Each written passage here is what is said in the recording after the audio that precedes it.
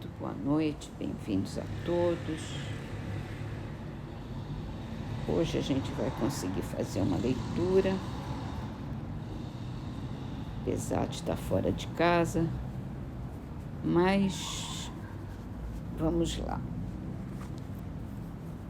Começando com o livro Trovas do Mais Além, psicografado por Chico Xavier, Filosofando. São trovas de Antônio Chaves. A flecha solta do mal em todo o campo da vida, segundo lei natural, volta ao ponto de partida. No Livro dos Espíritos, continuando com a introdução, vamos ler o item 11, que ainda fala sobre as refutações que Kardec faz das críticas ao Espiritismo, que foram muitas naquela época, e que é bom a gente se inteirar e acabar com as nossas dúvidas, se houverem. É esquisito, acrescentam, que só se fale dos espíritos de personagens conhecidas. Perguntam por que eles são os únicos a se manifestarem. Aqui ainda há um erro, oriundo como tantos outros, de observação superficial.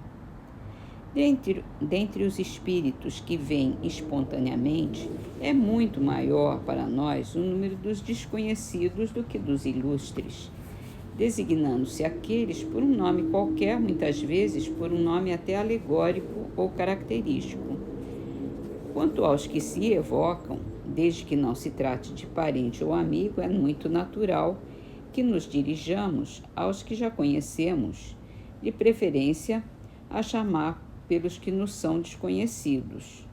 O nome dos personagens ilustres atrai mais atenção, por isso é que são notadas. Também acham singular que os espíritos dos homens eminentes acudam familiarmente ao nosso chamado e se ocupem, às vezes, com coisas insignificantes, comparadas com as de que cogitavam durante a vida. Não há nada de surpreendente para os que sabem que a autoridade ou a consideração de que tais homens gozaram nesse mundo, nenhuma supremacia é feita no mundo espírita, no mundo espiritual. Nisto, os espíritos confirmam estas palavras do Evangelho: os grandes serão rebaixados e os pequenos serão elevados, devendo essa sentença ser entendida com relação à categoria em que cada um de nós se achará entre eles. É assim que aquele que foi o primeiro na terra pode vir a ser lá um dos últimos. Aquele diante de quem curvávamos aqui a cabeça pode, portanto, vir-nos falar como o mais humilde operário, pois que deixou com a vida terrena toda a sua grandeza, e o mais poderoso monarca pode se achar lá muito abaixo do último dos seus soldados. E vamos ler uma parte do item 12 também, para dar uma adiantada melhor. Fato demonstrado pela observação e confirmado pelos próprios espíritos é que os espíritos inferiores muitas vezes usurpam nomes conhecidos e respeitados.